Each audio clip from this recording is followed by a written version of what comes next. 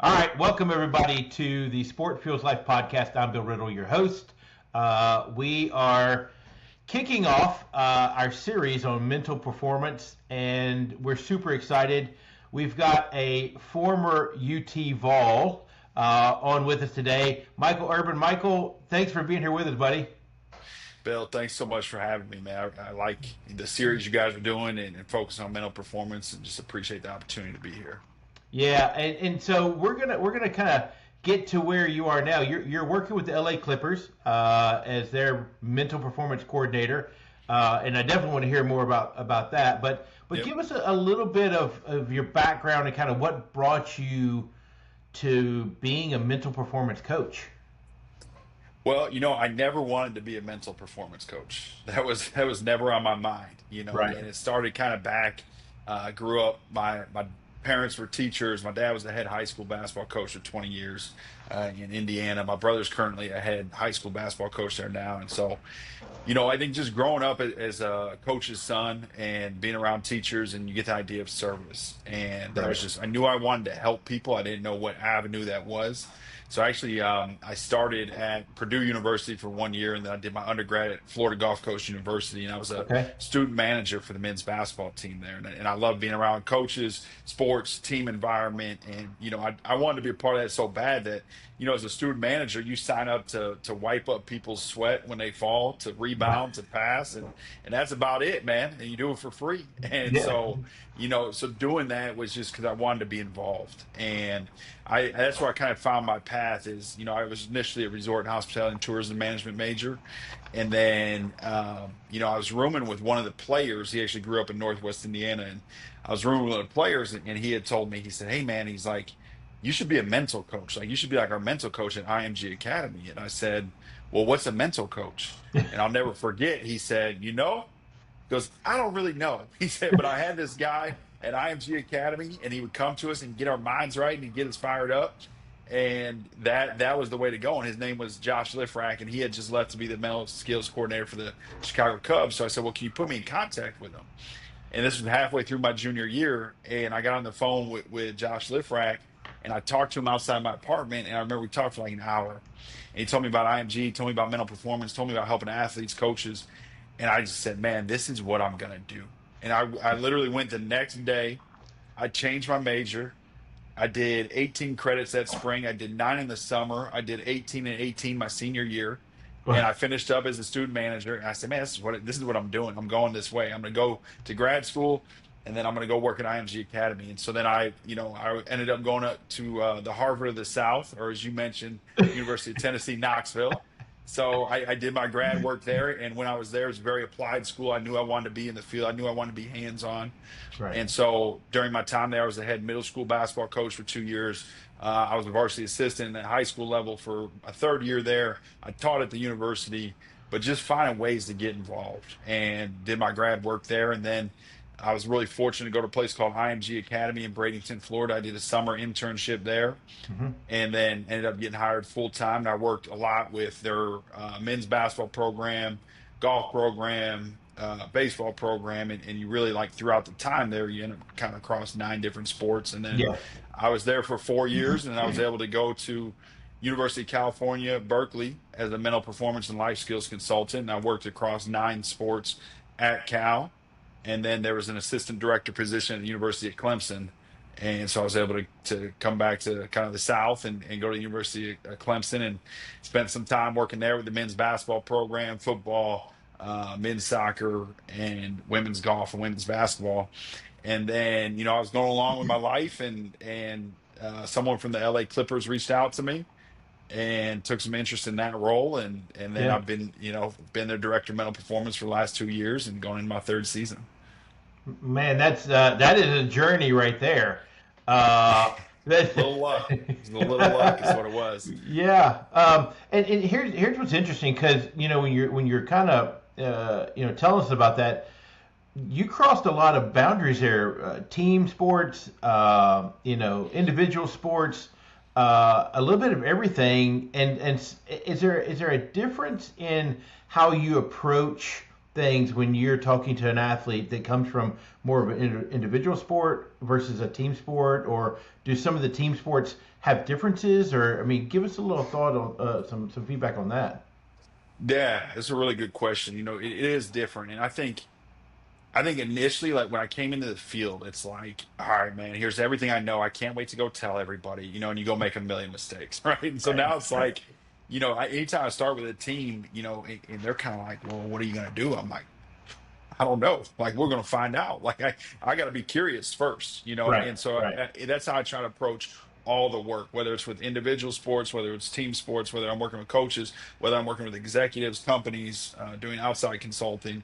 Right. For me, you obviously with the team sports, you take in a lot more of team cohesion, culture, team dynamics, coach Yeah. communication, leadership, and a lot of those different realms. When you're going with individual athletes, it's very tailored to them, and it's very individualized mental performance training. And even though I've worked across youth, collegiate, professional, everybody needs something specific. Like, I really couldn't tell you, like, hey, I worked with this one college golfer, and if I was working with this other golfer, I'd do the same exact thing. Like, you try Yeah. to evolve it and make it very specific to them. And that's a lot of what my work is asking the right questions and when to say what. And that's something that I've really spent a lot of time investing in lately, the last Right. couple of years. And something that's really important in my work is finding out when you can ask what and what to say. Well, it's interesting you say that, asking the right questions. And I have been a firm believer, and, as a tennis coach and at the collegiate level for the last 38 years or so, I've always been one of those is like, look, coaches are many times feel like they got to be just talking all the time, right? They got to be, if you're not talking, then you're not coaching, you're not doing something right. And I've always been of the mindset, and I got to spend a little time at IMG back in the day, but Go Ascenders. yes. Great place. Great place. But I think the thing is like, not only asking the right question, but just like just finding ways to listen, right? And just let the athlete kind of take and direct where we're going to go with this. And I'm not a mental specialist, but I do like just asking one question and just see where they run with it. Is that like the easiest thing for a coach to do? The easiest thing, no. The simplest thing, Okay. yes. Okay. And I think the easiest thing, coaches, and I think this is where they probably need a shift. If you really want to get the most out of your athletes, your team, Yeah. is asking better questions. And I think when you get in this coach role, rightfully so, yourself being a coach, you have so much knowledge to offer, and you can see so many mistakes that are gonna happen. And you're like, Right. I've done this for 30 years. I've seen it before. I know what's coming. Yeah. And you want so bad to help avoid them from that mistake. And you want so bad to just, hey, just do it. If you just did it this way, Yeah. we would win. We would be successful. I've seen it, and the problem is when coaches do that, yes, it's really good information, but the athlete maybe doesn't always feel seen or heard, or they don't feel like they can contribute. And the athlete puts so much time into it as well. Right. But I would encourage coaches, I would ask coaches this, and anybody listening to this is, if I judge you as a coach just off your questions, just off the questions you ask your athletes, how would I evaluate you? How would I rate you? What would I Right. think you are? Right. Right. And I would rather judge someone off the questions they ask rather than the answers that they have. And I think when you ask the right questions, it's always a joint relationship with the athlete. So I see the athlete that you're working with as the co-founder of your business and everything you're doing. Like, it is a Right. 50-50 split that Right. you have to get on board. But as a coach in that power dynamic, that leadership role, the more you can ask questions and empower the athletes and ask the right questions, Yeah. I think the better off you guys are going to be. Even though you probably already know the answer to the question you're asking, you Right. got to take their input. And I see coaches do it too much. Of like, hey, when I was playing, I did X, Y, Z, and you should do this because that's what I did. But I never really hear a coach say, hey, when I was playing, my coach asked me this, and they really helped me out this way. It never follows up. It starts, well, when I played, I did X, Y, Z, so you should do this. Yeah, yeah. That I mean, that's a great point because so often, and the older the coach is, the more it is like, oh, back in the day, after we just rubbed some dirt on it and taped it up, we would do this or that, right? And Yeah. that's kind of our go-to thing. But you're right. I mean, I don't remember my coaches asking questions ever, really. It was more like, this is how we're doing it, and either you're on the train or you're not. Yeah. And the kids and the athletes are much different nowadays. Yes. Uh, and so with that in mind, and we say this all the time to each other as coaches, man, it just ain't, it's not like it used to be, right? Is there something that coaches should be, kind of really focused on other than just asking the right question? Is there something else that we should kind of like lift up the hood and be looking at or asking? I think there's a few different areas for that. Absolutely, that you can consider, and I totally agree with you. Like, hey, like, well, when I did this, well, it's also like, well, this ain't 1980 anymore. Like, Right. this ain't the early 2000s anymore, which you can say now. Right. But Right. for what I would challenge any coach to understand is to really ask their athletes, like, just spend 5 or 10 minutes with them at the start. Like, hey, who are you at your best? What does that look like? Tell me, when you're playing your best, like, who are you? What kind of values do you show? Like, how do you Right. behave? And then this gives you permission in a relationship initially. Now you can start looking for this, because I think coaches have ideas like, oh, well, John plays really good when he's XYZ. Well, John might hate playing like that. Yeah. And that might not be, and you might be trying to coach the worst out of him. And even though you might see the results in those areas, right? So just asking, like, who are you at your best? And then I always would want to ask a player, like, when you were in your best learning environment, where you feel like you really grew, right? And there was so much growth, but you were having fun doing it. You were supported and challenged by your coaches. What did that look like, sound like, and feel like to you? What could I watch and observe and see happening, right? What did you hear on a day-to-day basis? What did you feel? What emotions were tied with that? We know how powerful emotions are in sports, right?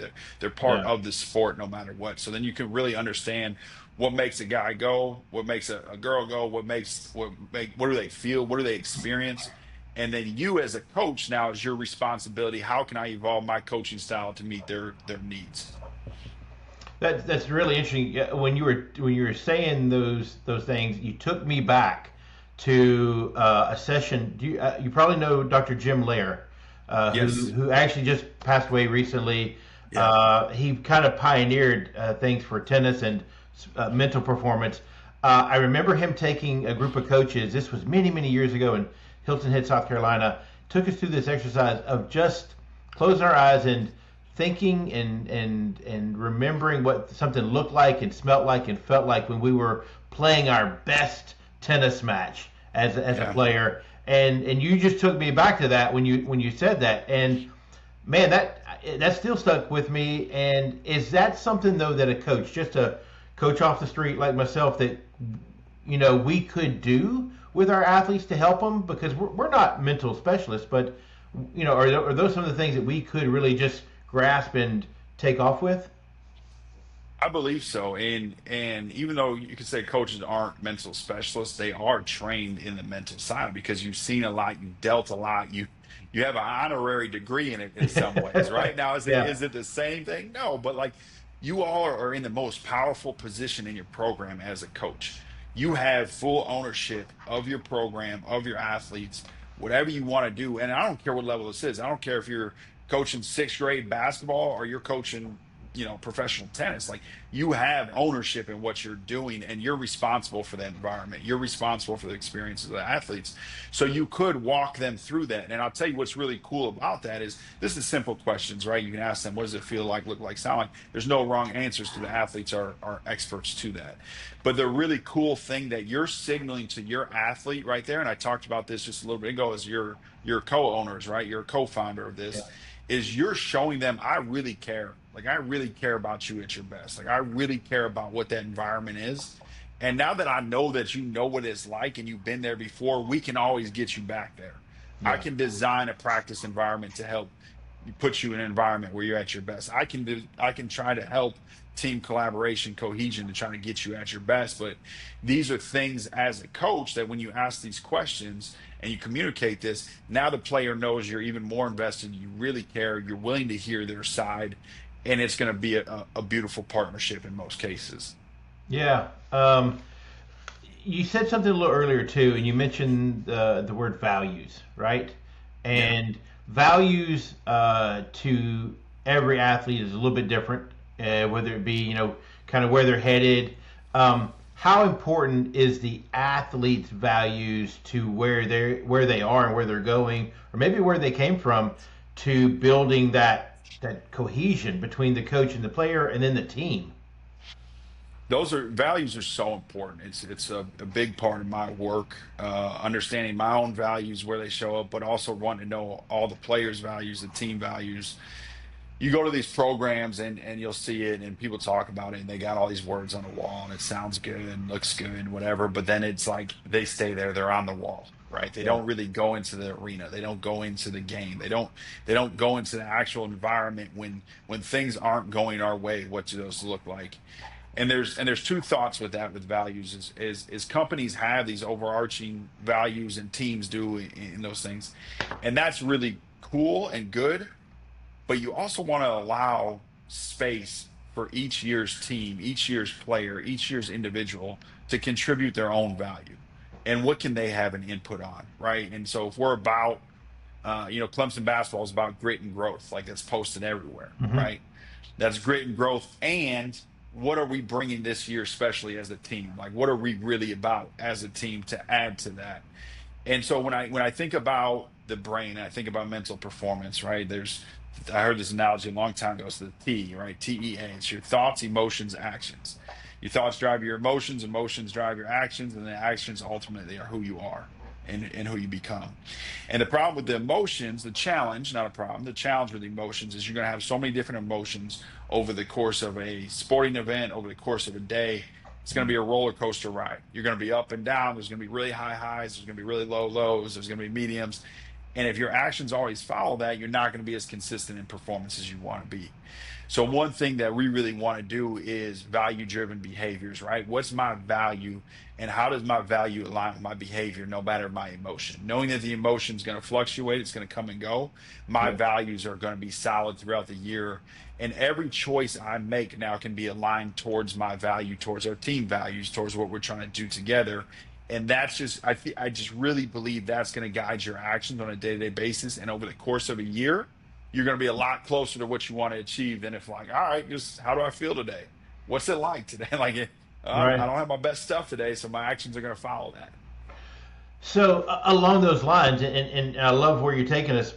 Let's say coach has someone on the team that maybe the values don't line up, but we're into the beginning of the season. I can't trade you. We got to go down this path. How do you get somebody maybe with different values onto the same page, or can you? Speaking from personal experience here, Bill, it seems like you've experienced this. I may be venting here. If I lay down on the couch, then you know why. Okay. Yeah, no, really good question, right? And something you see all the time in team sports and team dynamics and groups and stuff. And not everybody's going to be aligned, but where I would encourage any coach to go if you're trying to get a player on board or you're trying to see their side is Yeah. frame all of your questions starting with what and how, right? What is it that can contributing to your behavior right here?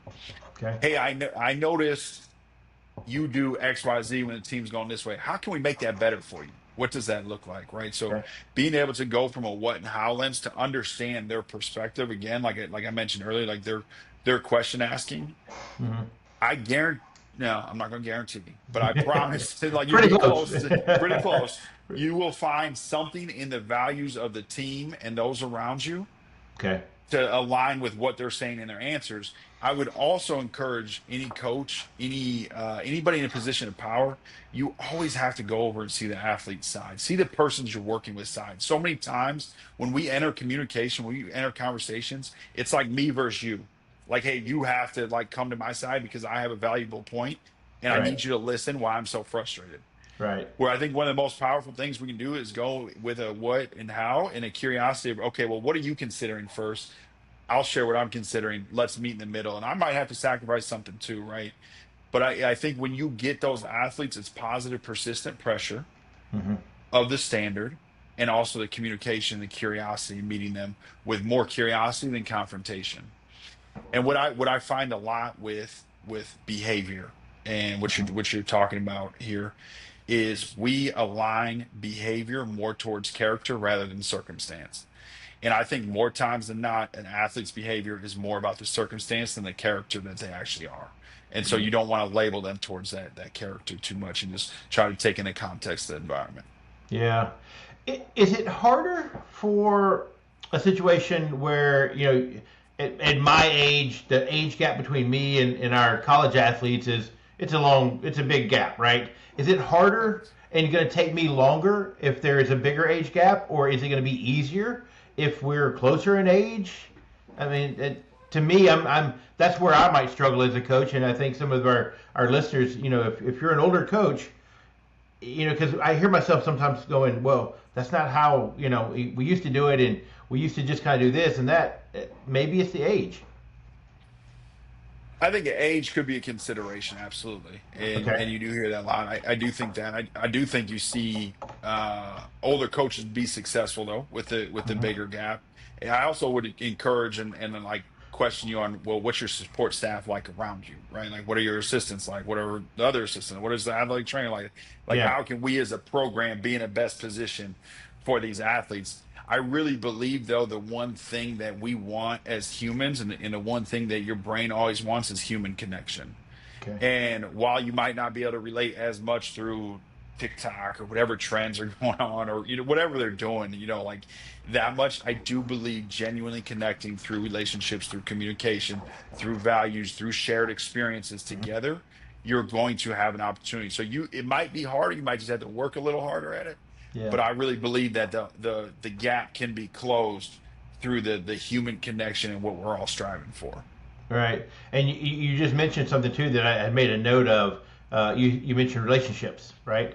And Yes. and kind of a quick scenario. My men's team for a number of years was kind of a hot mess, right? Uh, they weren't really on the same page, and they didn't really have a great relationship. There were kind of pockets. And then a couple of years ago, they got together without any of the coaches around and just kind of aired it out, right?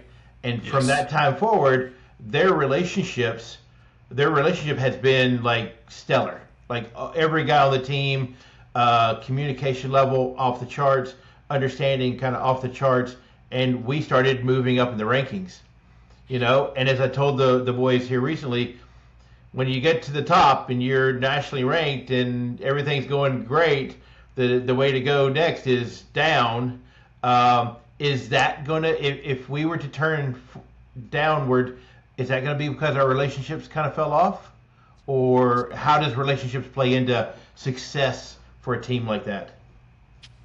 Really good question. Congratulations on climbing the ranks and doing what you're doing. I'm happy for you. Love to hear that.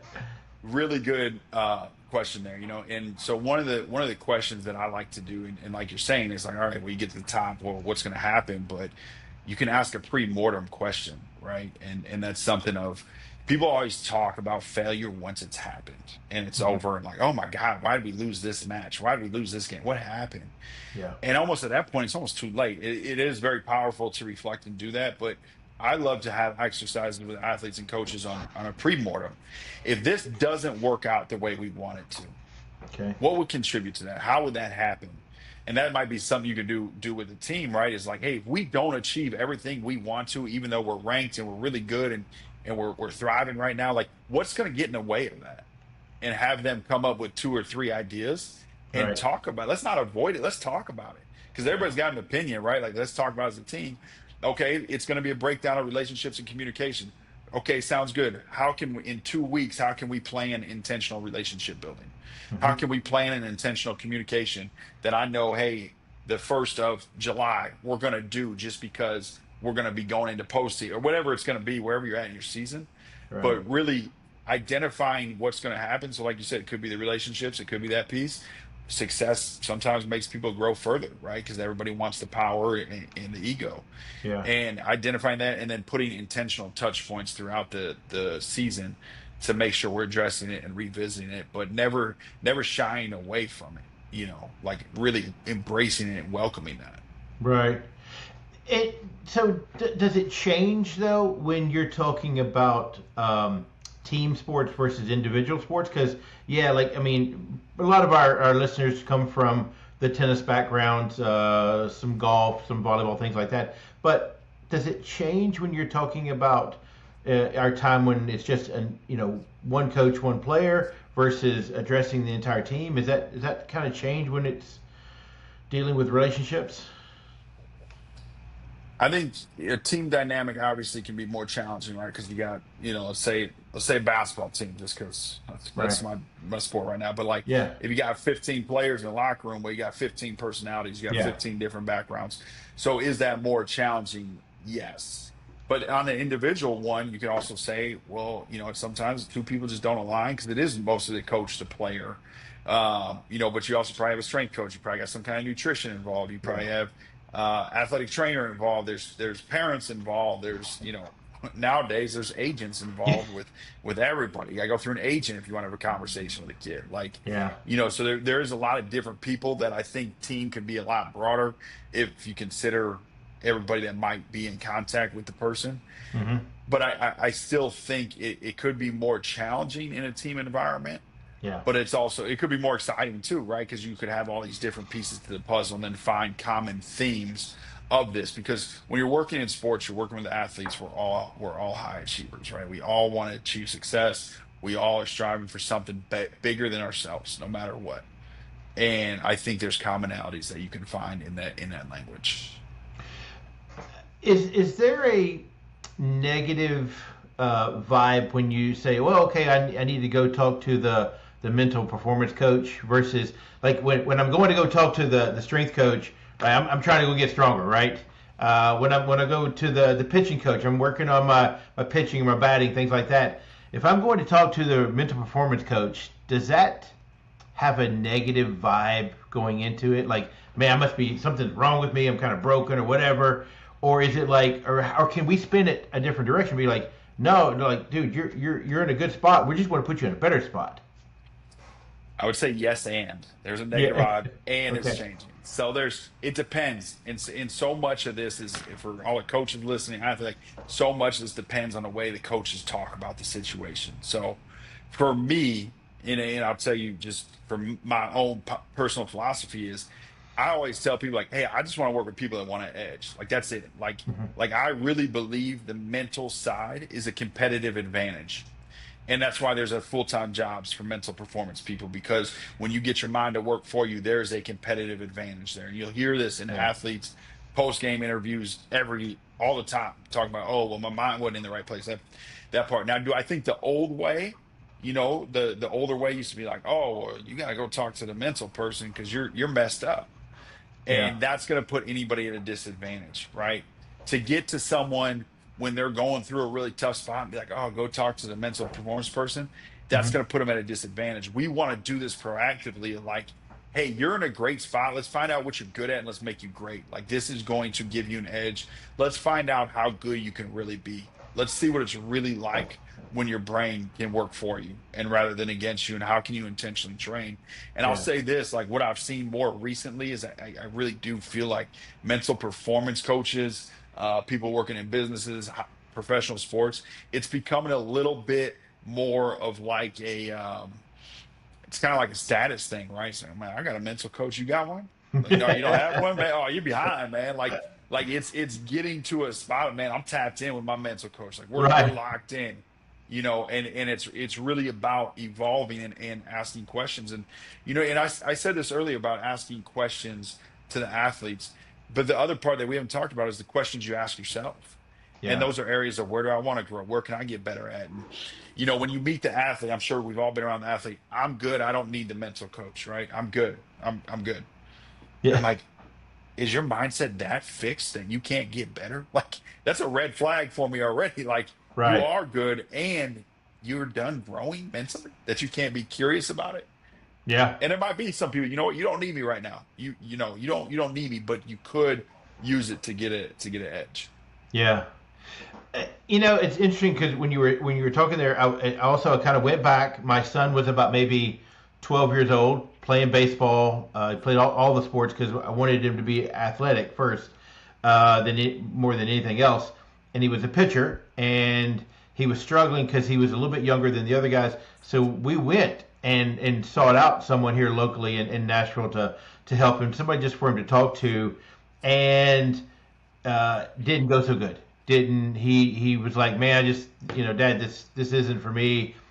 Did we do something wrong by going? Is there an age where you're too young for that? Could we have been like pushing something on him, to talk to somebody at too young of an age, or do you feel like it's any time you just got to find the right people? Both. You probably don't like the answer. Both. I do think you need to find the right people. The right Right. the right fit's so important. Like I'm not the right fit for some people, and I'm Yeah. a great fit for other people, and that's okay. Like I'm happy to refer someone when I feel like I'm not the right fit. Right. I really believe though it might take three or four people. It might take a couple people to go through, or we all start with new teams and like, oh man, I ain't like the last mental person. Like Right. you feel like you're behind the eight ball. It's like, okay, well, it's really not about mental. It might be how they approach it. It might be about the relationship they had. It might be about the questions they asked. It might just not understand the context and environment. But I also think it's parents, right, and coaches, especially with youth athletes, and seeing this at IMG is what type of environment are we fostering through like what we're complimenting, what are we praising, what are the car rides like after games, right? Yeah. Are we commenting on their effort, their commitment, their teamwork, their communication, or are we just so driven on did we win or lose? Are you Yeah. good enough to play up? Are you good enough to play at this level? Like, oh, well, you weren't throwing strikes. What's wrong? Yeah. Instead of hey man, like I saw you take a breath, like you looked really courageous out there pitching in a game with people that are a couple of years older than you, Yeah. and really like prioritizing that in the youth athlete range. But I think the parents, the coaches foster that, and then it is also I would encourage anybody to like you try mental performance didn't work out, Yeah. okay, try another person, tell them what you didn't like, Right. and then we have a responsibility as professionals too to make sure that it's got to be the right fit or refer someone that could be a better fit. Right. We're going to come back to the pro side of things because I want to dive into that because there's some certain misconceptions or thoughts with people. But you said something about the car ride home, Yeah.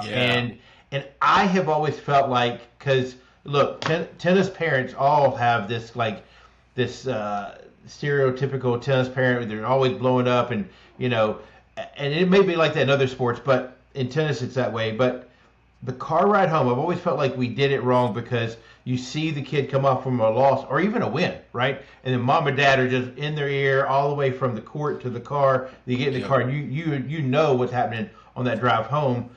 Is that the one thing that as coaches we could help facilitate to parents, or maybe the parents are listening, they could help tell their friends, look, that car ride home needs to be a way different environment, right? Maybe asking questions, not so much downloading or whatnot.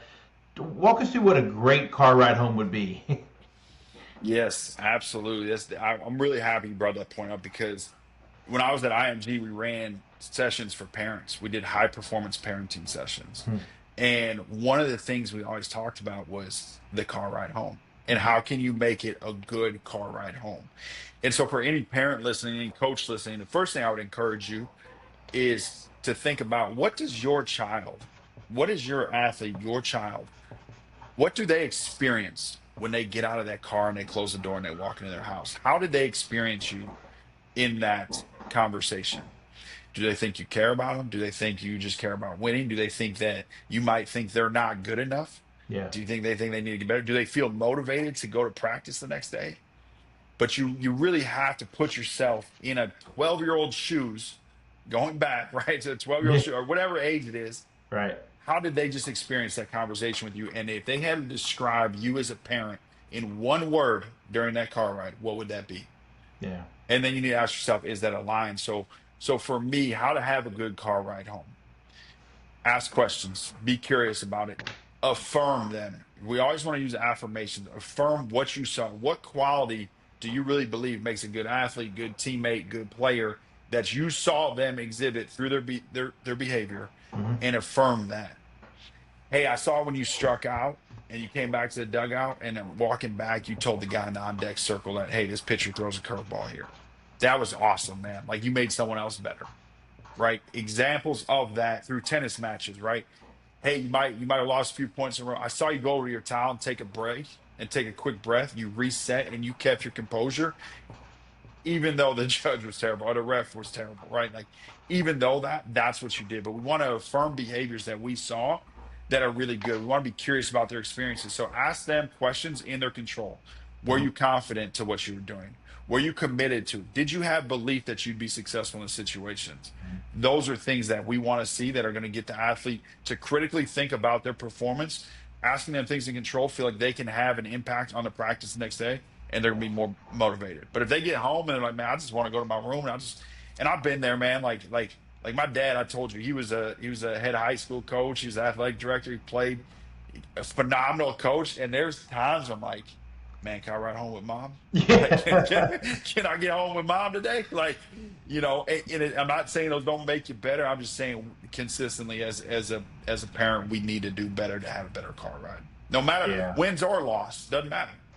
Yeah, I mean, because you see the wind sometimes, and they're still just mom, dad just chirping, and going at them.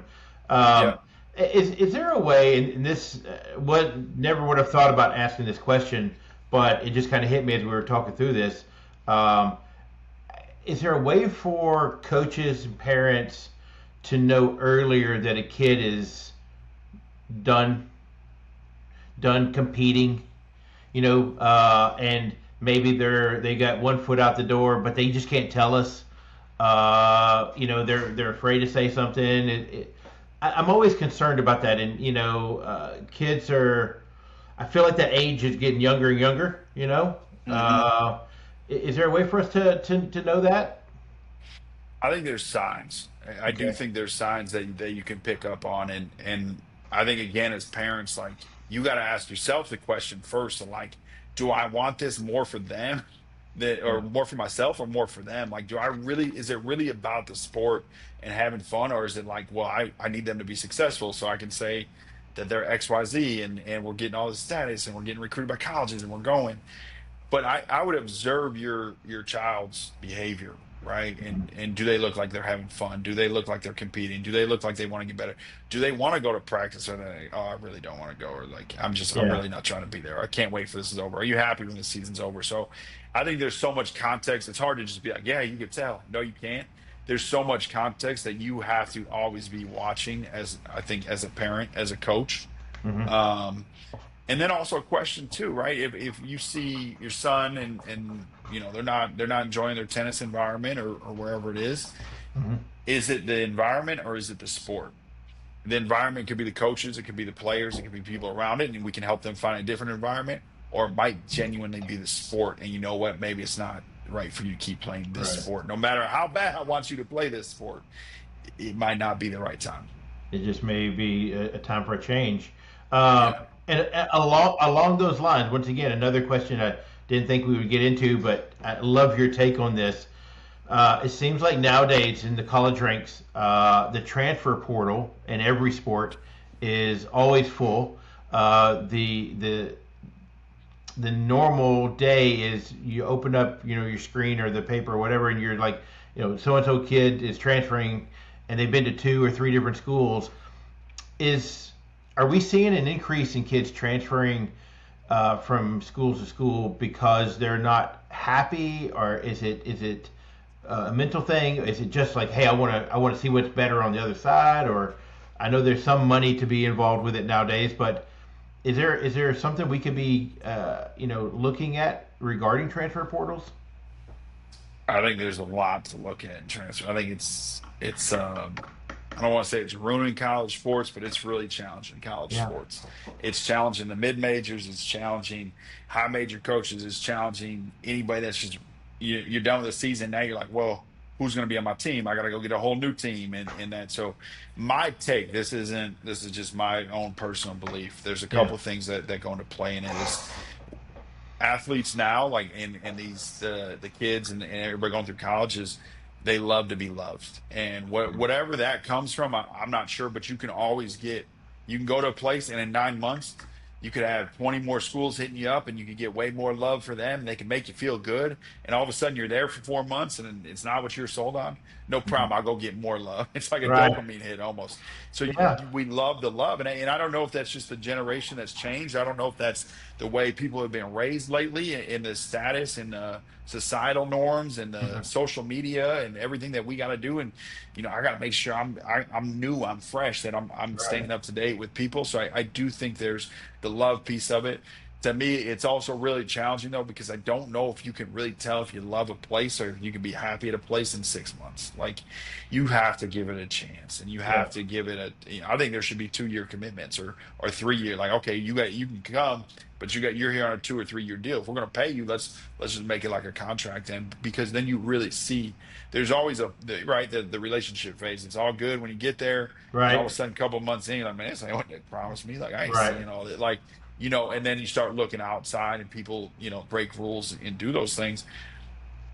I don't know if you can fall in love with a place that quick, Yeah. And I told you this earlier, like Knoxville, Tennessee was one of the best places I ever lived, and I spent 3 years there. But those first couple months, I hated it. I was alone. I was by myself. I was like, where am I at? I didn't even visit the school before I went there. I was just like, yeah, I'm going. Like, I'm there. So, and then all of a sudden, you're like, man, like, of all the places, like, that's it. So you have to just give it time to let yourself grow, but let the relationships grow. But it's really challenging. It's hard on coaches. It's hard on athletes, and I worry about what it's doing in the future too. If we can just pick up and go every year, we can just move. Yeah, I mean it's almost like it's fashionable. Like I played, now it's time to go get. And you know what? I think you're onto something. I need to go get some love, more love somewhere else. It is that Yes. dopamine hit. It's like how many likes did I get on my post, and Yes. am I feeling that? I've never heard anybody say that. I think you're dead on. uh, uh, so before we get away, and man, you just giving us gold all day today. I appreciate this, but the space you work in is with professional athletes, at top of the pyramid there, right? Yep. Uh,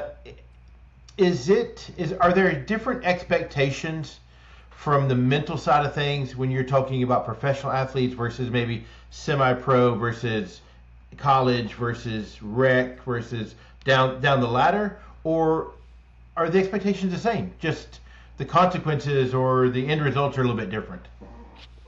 That's a really good question. For me, we're all human, right? We all get up, we all get dressed the same way. It is a job at the end of the day. So Yeah. probably in the most sense of the word is like professional sports is fully 100% a job, and it's hard to Yeah. see that difference. Like, you're like, oh, it's sports, you get to play basketball full time. It's awesome. Like no, no, like your job just happens to be going and playing in front of 20,000 people 82 Right. times. Right. So the stakes are higher, the pressure's higher, but to me, from the mental side, like, what works works and what doesn't. So how you get your brain to work for you.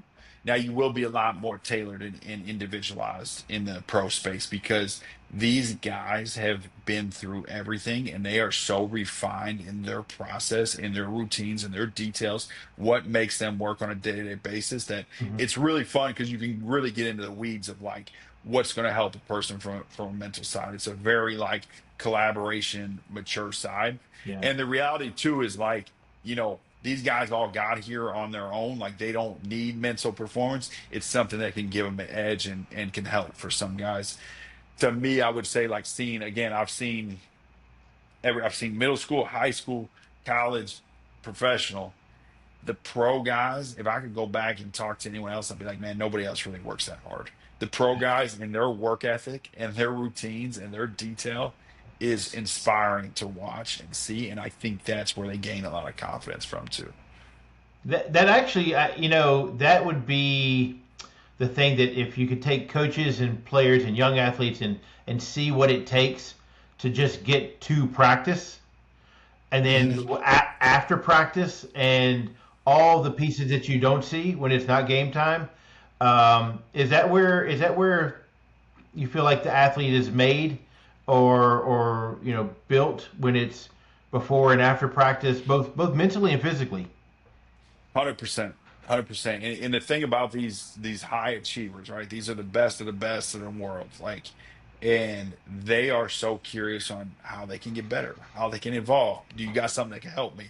Right. And they want to do it. But the work that they put in is unmatched anywhere else. And the seriousness that they are, like, it doesn't even have to be a, like, you hear those things about practice, like it doesn't have to be a 3 hour practice. Like, you can get your work in 1 hour, but it's the most detailed, specific work you've seen. Yeah. And it's flawless execution, repetition, commitment to what they're doing, and commitment to knowing like what it takes to be great, but also, overseeing it in an 82 game season. So like when I'm at Clemson, like working with the basketball team, you play 30, 32 games. And then you go to the NBA, it's like, well, you're playing 3 college seasons in one season, Right. and you got to do it every night, and there's 20,000 people watching every night, and you're on national television, Right. going up against the other best players in the world. Like, you don't get like a bye game, like in Right. college football. You're gonna play somebody, you're gonna win by 60. Like, you don't really get that in the NBA. Working with the Clippers and in professional basketball, do you ever find where the guys just are like, okay, middle of the season, but I'm like, I need a break. I'm mentally, physically, emotionally, I got to step away for a brief period of time. And maybe it's just an afternoon or could be a week, whatever. Do you find that happens sometimes or very often? I think it happens to every human. I think we all get there, right? Like, I think Yeah. there's days where me personally, I'm like, man, I need to go play golf. Like, Yeah. that's my break. Like, I need to get out there, man, and go make some birdies. But I think any performer feels that if you're working in the right way. Like, if you really are not cheating the process, and you're performing it the right way, you're doing yourself. The problem is the challenge, not problem, working on that same problem, but the Yeah. challenge is that you're in this pursuit of excellence. Yeah. And once you really get this in your mind, you become obsessed with it. Yeah. And you become obsessed with touching greatness, and trying to be the best you can be in every way. So it's almost a fight of like, could you take a break? Yeah, but like, Mhm. are you gonna let yourself? Probably not, because you're obsessed with what you're doing. Yeah. Yeah. Well, Michael, man, we've kept you a while here. We've talked about a lot of things. Michael Urban from the LA Clippers. He's a mental performance coordinator. Man, dude, I just can't say it enough. I appreciate your time and your feedback and all the little nuggets you gave us as part of our series for Sport Feels Life. Any parting little last nugget that you would want to drop on a coach that's going to be working with athletes out there and how they can maybe do better by their athletes mentally? Great question. Obviously, not knowing the coaches in their program, I would say you have more within your athletes and coaches than you probably even know. Within your Yeah. staff, within your coaches, the athletes, like, of course, same thing with coaches. We look at the transfer portal. Who can we get? Who can we sign? Who can we recruit? If you take the foundation of your program and really evaluate it, you have more within them than you probably already know. And I think a lot of that comes from asking the right questions, building the relationships, and finding out what people are about. Well, I wrote it down and I circled it, right? Ask the right questions. And I think that was my takeaway from today. And hopefully, some of the coaches and maybe parents, players that are watching this, you were able to take away some little nuggets yourself to help you perform better when you're out there on the court, the pitch, the field, wherever you're going to be. But Michael, dude, once again, thank you so much. Go Vols. And go Clippers, right? So hopefully I run into you one day somewhere down the road, man. That'd be great. Maybe a Tennessee football game, man. There you go, Third brother. Saturday of October when they beat Alabama every year. There you go, man. Well, once again, Michael Urban, thank you so much for joining us. Sports Fields Life podcast. I'm Bill Riddle, your host, and we'll see you soon.